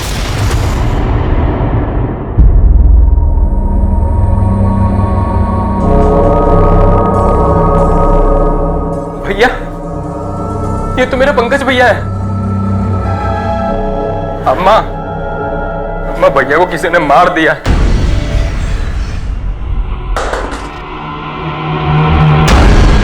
इसका मर्डर बहुत बेरहमी से किया गया है। एक आदमी ने इसके पैर पकड़े हैं और दूसरे ने छाती में चढ़कर इसे गला काट दिया। आप बता सकते हैं इसका मर्डर कब हुआ होगा? 4-5 दिन पहले। और हाँ, इसकी आंखें मरने के बाद नहीं, जब ये जिंदा था तब निकाली गई हैं और उसके बाद इसका गला काटा गया है। मतलब कि मर्डरर इसे मारना नहीं बल्कि तड़पा के मारना चाहता था। निकला है बिल से बाहर, मार दी हमारे भैया को। अरे ऐसा मारा कि उसकी आंख तक बाहर निकल रहा है। क्या कहते? ज्यादा बौरा मत समझे, हमारे ऊपर मत डालो, हम यहाँ पे थे ही नहीं। अजीब इत्तेफाक है ना, इसका रूममेट पंकज गायब हुआ और तभी ये शहर में नहीं था। सर इसमें हमारा कोनो हाथ नहीं है सर। ये चोट कैसे लगी? वो सब मोटरसाइकिल से जा रहे थे तो ठोक दिए थे गलती से किसी को, तो सब मिलके कूट दिए हमको। कमाल है। एक और इत्तेफाक। काम क्या करते हो? एंटरटेनमेंट इंडस्ट्री में है, फिल्म दिखाते हैं लोगों को। Entertainment industry? पंकज को कैसे जानते हो? सर हमको किराए पे रूम चाहिए था, तो ब्रोकर मिलवाया था हमको। तो ब्रोकर बोला कि साथ में मिलकर रूम ले लो। उसके बाद सब ठीक चल रहा था सर। फिर ये आ गया रहने के लिए। इसके चक्कर में हमारा पंकज से लगभग रोजे लड़ाई होता था, और एक बार तो मकान मालिक आधा रात को हम लोग को घर से बाहर निकाल दिया। जब अकेले थे तो ठीक था, आधी रात में सड़क पर ला दिए हो तुम। हाथ जोड़ के विनती कर रहे हैं तुमसे, प्यार से निकल जाओ यहाँ से, वरना धक्के मार मार के तुम्हें निकाल देंगे। और तुम क्या थूकोगे बे हम पे? अरे हम थूकते तुम जैसे भाई पे। थू जाओ यहाँ से।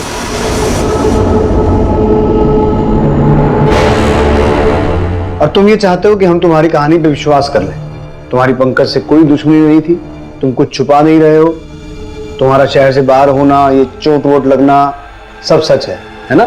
हाँ सर, हम सब सच बोल रहे हैं सर। सिर्फ सुरेश झूठ बोल रहा है। पंकज उसका रूममेट था, उसे इतनी बुरी तरह से मारा गया, जीते जी उसकी आंखें निकाली गई, और ये सब पता होने के बाद भी उसके चेहरे पर कोई अफसोस तक नहीं दिखा। सर इस सुरेश ने पंकज को मारा है, और सुरेश के चोटों के निशान किसी बाइक के एक्सीडेंट की वजह से नहीं है। मर्डर करते वक्त पंकज ने जो खुद को बचाने की कोशिश की होगी, ये चोटें उसे तब लगी होंगी। लेकिन सौरभ ये भी याद रखो कि अगर सुरेश ने पंकज के साथ कोई दुश्मनी पाल भी रखी थी तो भी ये काम किसी एक आदमी का नहीं है। ऐसा क्या हुआ होगा सुरेश की लाइफ में जो पंकज को पता चल गया? और अगर अफसोस की बात करें तो अपने सगे भाई की बॉडी को इस हालत में देखकर मनीष की आंख से एक आंसू तक नहीं टपका, और आज सुरेश को देखकर इमोशन और गुस्सा दोनों आ गए, यहां तक कि उसने सुरेश का गिरेबान पकड़ लिया। सर हो सकता है ये इमोशन, ये गुस्सा हमें दिखाने के लिए हो। करेक्ट, अब तुम सही जा रहे हो। मनीष और सुरेश, इन दोनों की कुंडली निकालो। सर, पंकज के कॉल रिकॉर्ड से तो कुछ खास मिला नहीं। फैमिली के अलावा उसे ज्यादातर कॉल स्टूडेंट्स और उनके पेरेंट्स के आए। और हाँ, उसे लास्ट कॉल मुन्ना चौधरी के फोन से किया गया था, जिसके बच्चे पंकज के ट्यूशन में पढ़ते हैं। हमें एक बार पंकज की ट्यूशन क्लासेस में पढ़ने वाले सभी बच्चों से बात करनी चाहिए। सौरभ, पायल, हमें पंकज के पुराने मकान मालिक से भी एक बार बात करनी होगी। ये पता लगाना होगा कि ऐसा क्या हुआ था जो रातों रात उसने इन्हें घर से निकाल दिया। अरे निकालते नहीं तो क्या करते? रोज रोज घर में लड़ाई झगड़ा तोड़ फोड़। उस दिन तो खिड़की का कांच तोड़ दिए। इतना परेशान किए कि किशोर के बाबा ने सुरेश से अपना बिजनेस बंद कर दिया। कान पकड़ लिए उसके बाद कि आज के बाद किसी बैचलर को अपना घर किराए पे नहीं देंगे। हाँ सर, ये नंबर तो हमारे नाम पर ही है, लेकिन हम इसका इस्तेमाल नहीं करते। हमारा बेटा दीपू इस्तेमाल करता है। हाँ सर, हम फोन किए थे पंकज सर को ये जानने के लिए कि ट्यूशन का फीस कब जमा करना है। दीपू और किशोर पंकज सर को बहुत परेशान करते थे। रोज उनके चिल्लाने के, गुस्सा होने के बाद भी उनकी क्लास छोड़ के चले जाते थे। तो दोनों उल्टा सर को ही धमकी देते थे कि बता दीजिए आपकी आमदनी कम होगी। वो लोग इस बात का खूब फायदा उठाते थे कि सर को पैसे का जरूरत था ना। हाँ साहब, हम सुरेश के धंधे में पैसे लगाए थे। हमको तो लगता है कि पंकज भी धंधे में उसका पार्टनर था। एक दिन वो दोनों किराया देने आए थे, तब सुरेश ने हमको डील ऑफर किया था। अरे बहुत बढ़िया ऑफर दे रहे हैं आपको पांडे जी। इतना प्रॉफिट होगा कि किराया तो आपको चिल्लर लगेगा, छोटी लागत ज्यादा मुनाफा। अब बाकी तो आप पूरे गांव में फेमस हैं। प्रणाम सर। प्रणाम किशोर, होमवर्क कर लिए तुम? जी, वो तो ट्यूशन से आते ही कर लिए थे। अभी तो आगे की पढ़ाई कर रहे थे। टेस्ट रखेंगे अगले हफ्ते। रख लीजिए। हमें कौन सी देनी है? देखो, रिस्क लेने से हम डरते नहीं हैं, लेकिन पता तो चले कि धंधा क्या है। धंधा अंधा छोड़िए ना, आप बस नोट गिनने का तैयारी कीजिए। क्या है ना पांडे जी कि जब लक्ष्मी जी सामने से आती है तो ज्यादा पूछताछ नहीं करना चाहिए, लक्ष्मी जी नाराज हो जाती है। इतना बोल रहे हो तो चलो तुम्हारा भरोसा करके कुछ पैसा लगा देते हैं, फिर देखते हैं आगे क्या करना है। सुरेश ने बढ़िया मुनाफा कमा कर दिया, हमने तो अपने दोस्त मुन्ना चौधरी के पैसे भी इन्वेस्ट करवा दिए। फिर मुन्ना की बिटिया अंकिता से पता चला कि सुरेश का धंधा क्या है। बाबा दीपू और किशोर खुद को बर्बाद कर रहे हैं। वो जो सुरेश है ना, वो इनके उनके बच्चों का भविष्य बिगाड़ रहा है। ये ट्यूशन छोड़ के उसके यहाँ गंदे पिक्चरें देखने जाते हैं।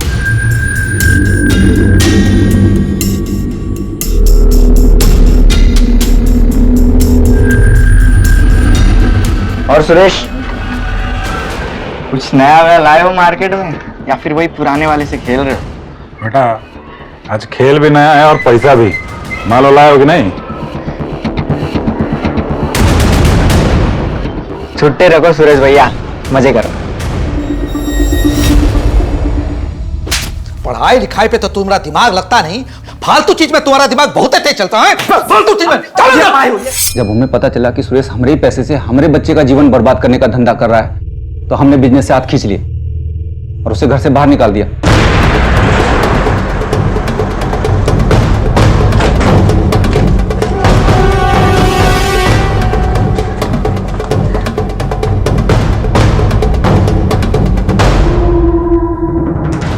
बैठ बैठ बैठ, इंटरवल होने वाला है।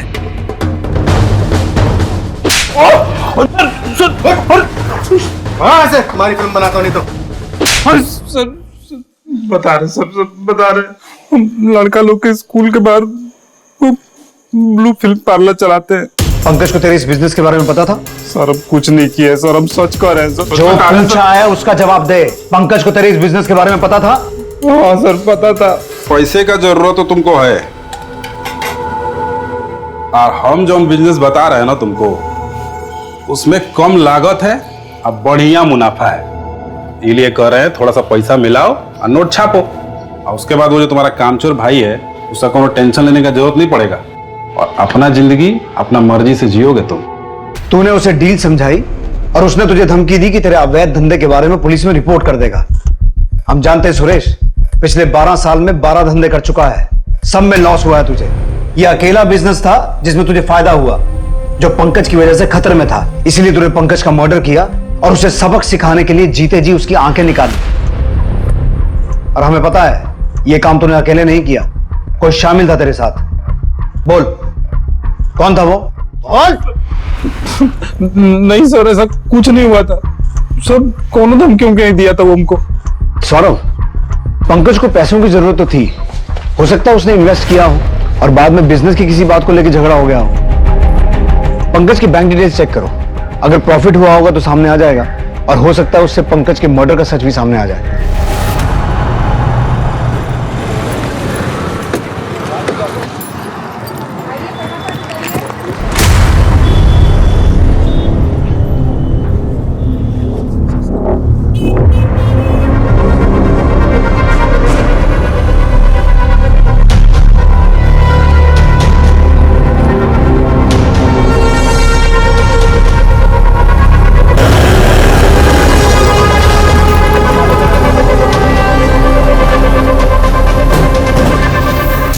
तो तुम दोनों ने सुरेश के बिजनेस में पैसा लगाया था? बताए तो थे, जब हमें पता चला कि सुरेश का धंधा कर रहा है तो हम धंधे से हाथ खींच लिए थे। सर, अंकिता से जब हमको पता चला कि मुनाफे के लालच में सुरेश जो हमारे बच्चों के साथ उनका जिंदगी बर्बाद कर रहा है, उनका भविष्य बर्बाद कर रहा है, तो हम दोनों ने उसके धंधे से अपना पैसा वापस ले लिया। अच्छा मुनाफा कमाया तुम दोनों ने, लेकिन जब ये बात पंकज को पता चल गई तो वो तुम्हारे लिए मुसीबत बन गया।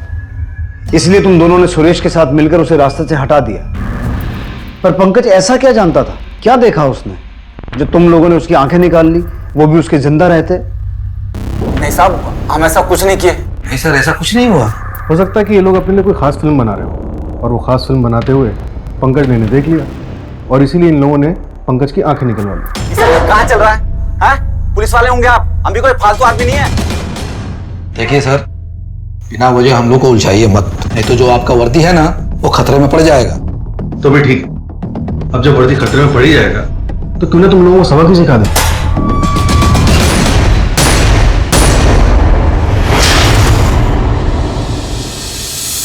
सर, हो सकता है आधी रात को घर से निकालने का प्लान इन तीनों ने मिलकर बनाया हो, ताकि सारा का सारा शक मनीष पर आए कि उसी ने पंकज का मर्डर किया है। वरना उसे उसी रात क्यों निकाला? क्योंकि पांडे की बीवी ने तो बताया था कि झगड़े तो आए दिन होते थे। पॉसिबल है, पर फिर भी मुझे लगता है कि हमें मनीष पर भी नजर रखनी चाहिए। और ऐसा पहली बार नहीं होगा कि एक भाई ने दूसरे भाई का मर्डर किया हो। हमने पहले भी जमीन, लड़की या किसी और मामले में ऐसे केसेस देखे हैं। और वो कौन होगा जिसने पंकज को इतनी बेरहमी से मारने में मनीष का साथ दिया होगा? सर, हो सकता है बच्चों ने उसका साथ दिया हो, पढ़ाई या पंकज की धमकियों से बचने के लिए मर्डर कर दिया हो उसका।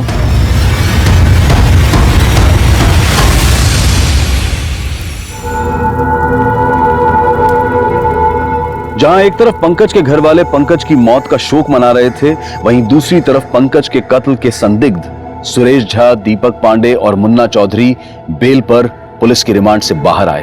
पुलिस के पास पंकज मिश्रा के कत्ल के मकसद और संदिग्धों की एक लंबी लिस्ट थी। पंकज का भाई मनीष मिश्रा अहम संदिग्ध था। उसके अलावा सुरेश झा, दीपू चौधरी, किशोर पांडे, दीपक पांडे और मुन्ना चौधरी सभी शक के दायरे में थे। पर बावजूद इसके पुलिस के पास इनमें से किसी के भी खिलाफ कोई पुख्ता सबूत नहीं था। साधारण से दिखने वाले इन मध्यम वर्गीय संदिग्धों ने पुलिस के लिए एक चक्रव्यूह रच दिया था, जिसे भेद पाना पुलिस के लिए दिन ब दिन मुश्किल होता जा रहा था। अम्मा, हम पक्का तो नहीं कह सकते, पर हमें लगता है हमें समझ आ रहा है पंकज सर के साथ क्या हुआ होगा। क्या बोल रहे हो तुम? हमको जरा समझा। सब बताएंगे, बस एक बार हम पक्का कर ले कि हम जो सोच रहे हो सही है या नहीं। हम आते। अरे किशोर, जा कहाँ रहे हो वो तो बता। हम आते हैं, रात के खाने तक लौट आएंगे।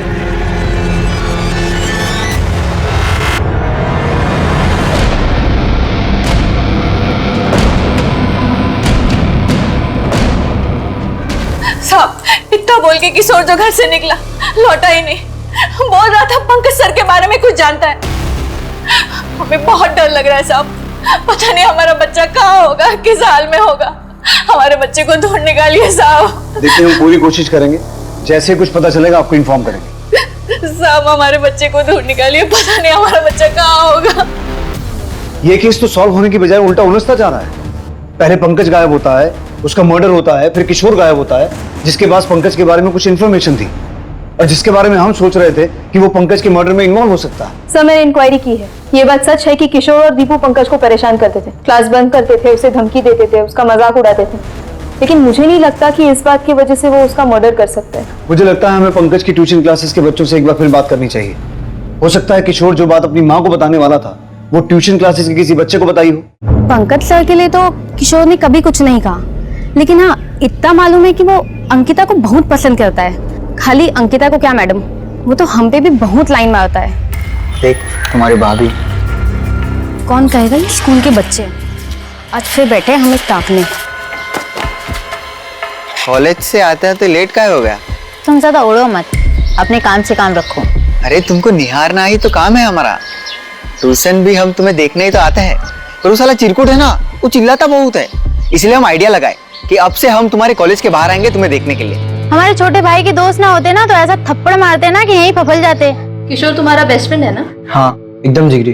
फिर तो तुम्हारे जिगरी ने तुम्हें ये भी जरूर बताया होगा कि वो तुम्हारे पंकज सर के बारे में क्या जानता है। कुछ बताया तो नहीं, पर जिस दिन गायब हुआ उस दिन कुछ बताने आ तो रहा था, पर वो आया नहीं। हम बहुत इंतजार किए उसका। वो तो तुम्हें सब बताता है ना, फिर तो ये बात भी बताई होगी कि वो तुम्हारी बहन अंकिता को पसंद करता है। क्या? नहीं, वो कभी बताया नहीं हमको। और तुम काहे नहीं बताई हमको?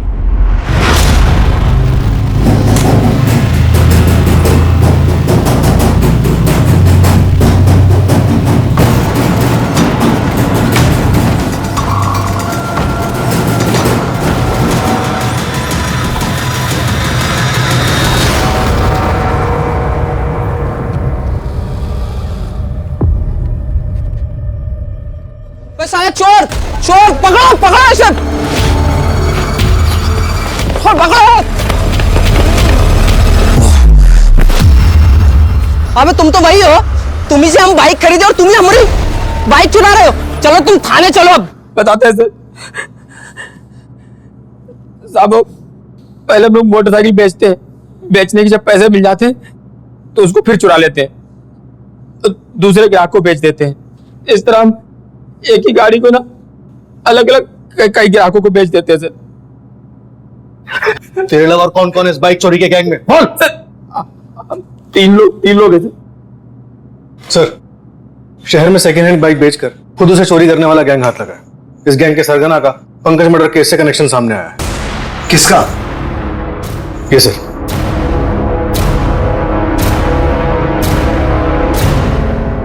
साहब रुकिए तो, बताइए तो इसने किया क्या है? बाइक चुराता है ये, बाइक चोरी के गैंग से जुड़ा हुआ है। बर्बाद कर दिए है। अरे पंकज के पास भेजा था ताकि तू इंसान बन सके। अरे वो दिन रात मेहनत करता था कि किसी तरह तुम्हारे पाप धुल जाए। तुम्हारी गंदी हरकतों की वजह से वो फंसा। कौन सी गंदी हरकत? और पंकज किसके और कौन से पैसे चुका रहा था? कहा बताए, 2 साल पहले भी इसने एक कांड किया था। अरे खुद से बाहर नहीं निकलेगी। दरवाजा तोड़ दो। अरे ये क्या किए तुमको शर्म नहीं लगा? लड़की को छोड़ दे, कहीं मुंह दिखाने लायक नहीं छोड़े हम। पूरे खानदान का नाम मिट्टी में मिला दिया तुमने। ये लोग हमको जान से मार डालेंगे, हमको जेल में डाल डालेंगे। अम्मा हमारी जिंदगी बर्बाद हो जाएगी। भैया हमको बचा लो, आपके आगे हाथ जोड़ते हैं हम। मार तोड़ देंगे तुमको। पंकज देख, तू बड़ा भाई है। हाँ, इससे तो हमें कोई उम्मीद ही नहीं है। बेटा तू इसको लेकर निकल। अरे ये है राक्षस जैसी औलाद पैदा करने वाली महारानी। इसके किए का सजा हम दोनों को भुगतना पड़ा। लड़की के परिवार ने मामला दबाने को और पुलिस में ना जाने का 5 लाख रुपया मांगा। पंकज ने कहां से कर्जा लिया और उनका पैसा दिया। फिर वो यहाँ आ गया काम की तलाश में। तब से अब तक पाई जोड़कर वो इसका कर्जा उतार रहा था, लेकिन इसको शर्म नहीं आया।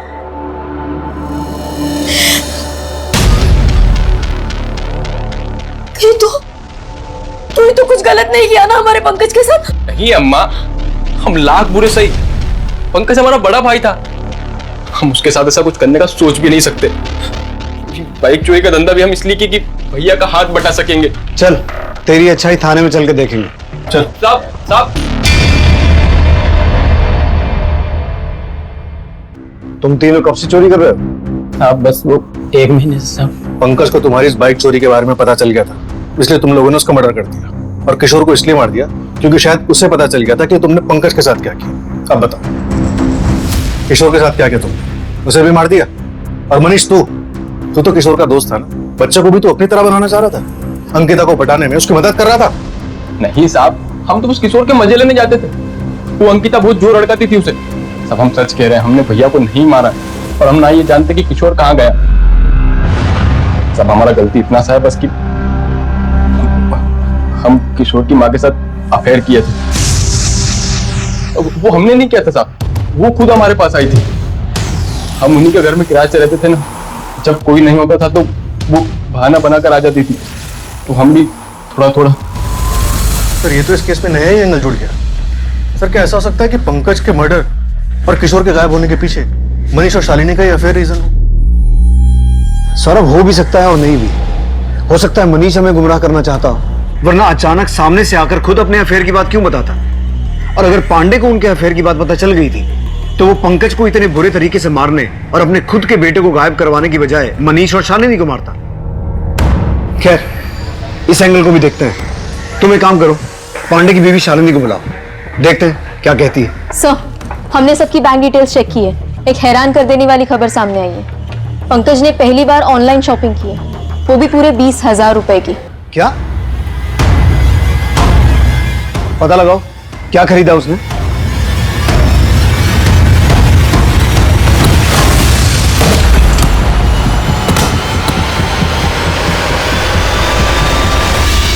ये क्या बोल रहे हैं आप लोग? ऐसे कुछ नहीं था। वो मनीष हमारे साथ जबरदस्ती किया था साहब। आप कह रहे हैं कि मनीष ने आपके साथ जबरदस्ती की थी, जबकि उसका कहना है कि आपने उसे उकसाया था।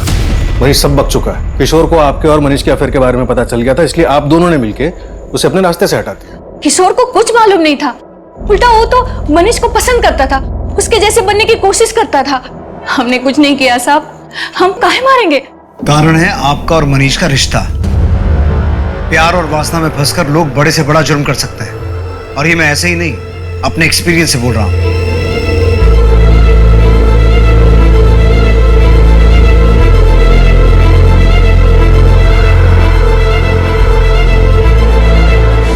सर, पंकज ने ऑनलाइन कोई ज्वेलरी मंगाई है। क्या? उसकी माँ तो कह रही थी कि पंकज पाई पाई जोड़कर कर्जा उतार रहा था। शादी प्यार मोहब्बत इसके लिए ना तो टाइम था ना ही पैसा। डिलीवरी ट्रैक की? जी सर, ऑलरेडी ट्रांजिट में है।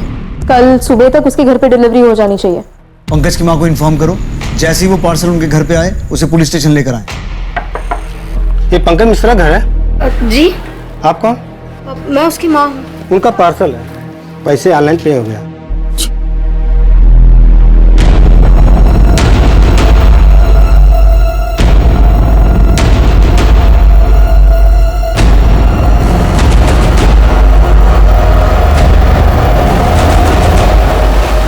तो ये वजह थी पंकज के साथ वो दरिंदगी करने की, उसकी आंखें निकालने की। अरे कहाँ ले जा रहे हैं आप लोग हमारी बिटिया को? इसने किया क्या है बताएंगे आप लोग? सर, हमारी बिटिया पढ़ने लिखने वाली लड़की है। आप लोगों को जरूर कोई गलतफहमी हुआ है। आखिर इसने किया क्या है? लेके कहाँ जा रहे हैं आप लोग? बिठाओ सबको अंदर। अरे क्या कर रहे हैं आप? अरे ये पंकज ने तुम्हारे लिए ऑनलाइन ऑर्डर किया था। क्यों?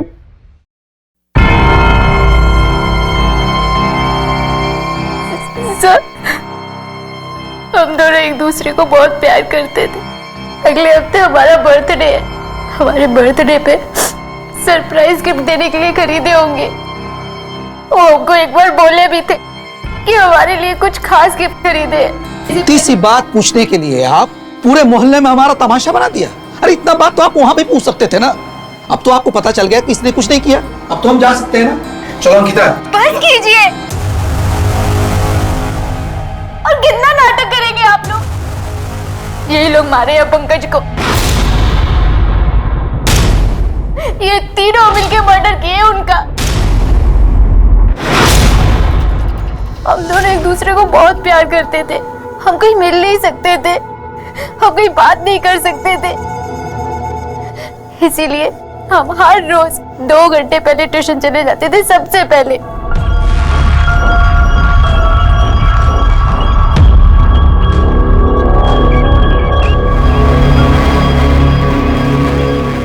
देखो अंकिता, जब तक तुम बालिग नहीं हो जाती और जब तक हमारी शादी नहीं हो जाती, तब तक हमें ये सब नहीं करना चाहिए। हम आपसे बहुत प्यार करते हैं। प्यार तो हम भी तुमसे बहुत करते हैं, पर क्या करें, कुछ चीज़ों को लेकर फंसे हुए हैं। उसी के बाद सारी चीज़ें ठीक हो जाएं।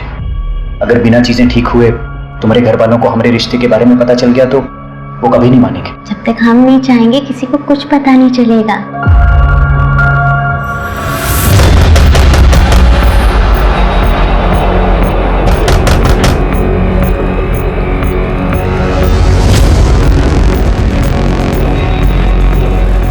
चुपचाप घर चल।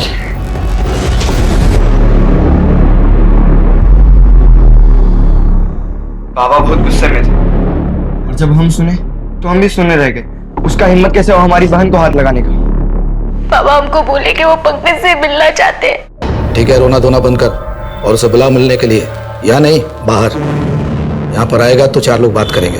हम पापा की बात सुनकर इतना खुश हो गए कि हम सोच ही नहीं पाए कि बाबा हमें क्यों बोल रहे हैं कि दीपू के फोन से पंकज को कॉल करने के लिए, और काहे उन्हें रात को बुलाने के लिए बोला।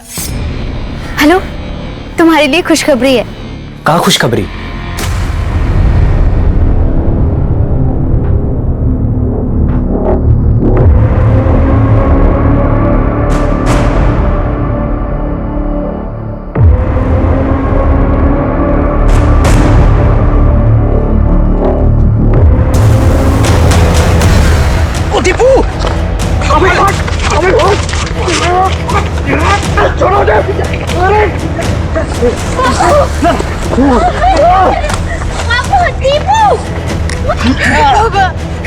बाबा प्लीज छोड़ो। किशोर के साथ क्या हुआ? उसे क्या पता था? साले, तुम हमारे दोस्त हो क्या हमारी बहन को छेड़ोगे? बेटा सुधर जाओ, नहीं तो रगड़े जाओगे। और तुम जानते हो अंकिता के आसपास भी कोई दिखा ना, हम उसे जिंदा गाड़ देंगे। खाली बोल नहीं रहे, कर भी देंगे, समझे? तो तुमने उस दिन झूठ कहा था कि तुम्हें नहीं पता कि किशोर अंकिता को पसंद करता है। हाँ। और ये भी झूठ था कि जिस दिन किशोर गायब हुआ वो तुम्हारे घर पहुंचा नहीं। हाँ, क्योंकि वो आया था और पूछ रहा था हमसे कि अंकिता के आसपास अगर कोई दिखा तो हम उसे जिंदा कर देंगे। ये बात कितनी सच है? और वो हमसे ये भी पूछ रहा था कि पंकज सर को कहीं हम ही तो गायब नहीं किए, लेकिन हम दोनों को बात करते हुए हमारी अम्मा सुन लेती और अम्मा घबरा गई कि कहीं ये बात जाके वो पुलिस को ना बता दे। अरे दीपू, अरे हमको छोड़ दो, हमने कुछ दीपू, अरे छोड़, अरे अरे क्या कर रहे हो? अरे दीपू, दीपू, दीपू, दीपू, दीपू, दीपू। घबराहट में हम बक्से में तो उसको बंद कर दिए। उसके बाद से हमको कुछ सूझा ही नहीं रहा था, पर इतना हम समझ गए थे कि उसको जाने नहीं देना है।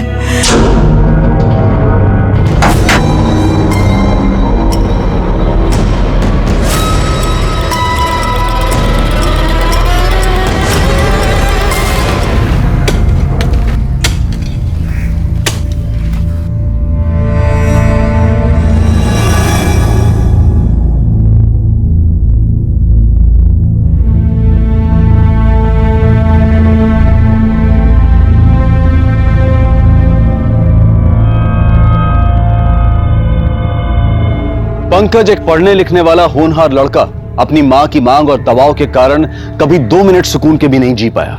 यह सही है कि घर के बड़ों को छोटों की जिम्मेदारी उठानी चाहिए, लेकिन उसकी भी एक सीमा और कुछ नियम बहुत जरूरी हैं जो कि पंकज की मां समझ नहीं पाई और मनीष को पंकज पर लाद दिया।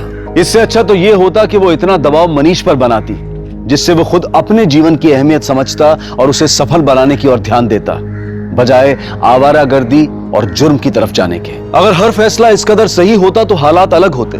जैसे पंकज ने एक थोपा हुआ फैसला लिया कि वो मनीष की ज्यादतियां सहेगा और एक नाबालिग लड़की अंकिता से संबंध बनाए। जैसे मुन्ना चौधरी ने फैसला लिया कि गैर बिरादरी का गरीब लड़का उनका दामाद कभी नहीं हो सकता। जैसे दीपू ने फैसला लिया कि वो पंकज के कत्ल में भागीदार होगा। इन सभी गलत फैसलों ने कहीं किसी मासूम की जान ली तो कहीं किसी को अपराधी बना दिया, जिसके कारण पंकज और किशोर अपने आसपास के लोगों और जान पहचान वालों की वजह से आहत हुए और मारे गए। अब मैं अनूप सोनी आपसे विदा लेता हूं। फिर मुलाकात होगी क्राइम पेट्रोल सतर्क के ब्लैक हेडलाइंस अध्याय में एक और नए केस के साथ। और याद रखें, क्राइम और आपके बीच में सिर्फ इतना फर्क है कि आप कितने सतर्क हैं। सतर्क रहें, सुरक्षित रहें। जय हिंद। इस तरह के और भी एपिसोड देखने के लिए हमारे चैनल को सब्सक्राइब करें और बेल आइकन दबाना ना भूलें।